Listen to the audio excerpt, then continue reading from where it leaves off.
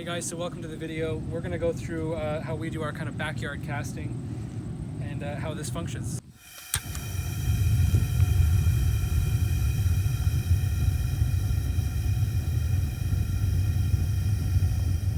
So this foundry is working at approximately 6 psi.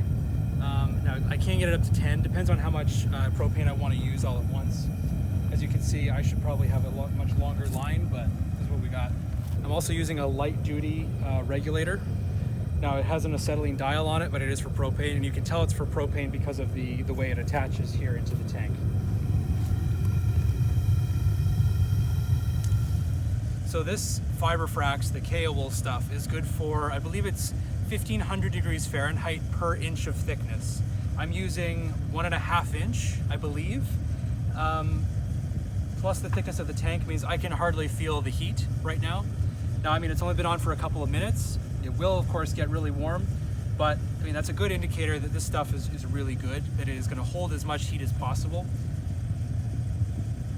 It's going to take about probably 20 minutes to get up to full temperature at about 2000. Now, I'm working with aluminum right now, so that's not my goal. Aluminum melts and is castable around 1400 degrees Fahrenheit. So in the 17 to 1800 degree range is okay. At some point, I'll probably shut the tank off, let it come down a little bit, and then we'll turn it back on and we'll keep going.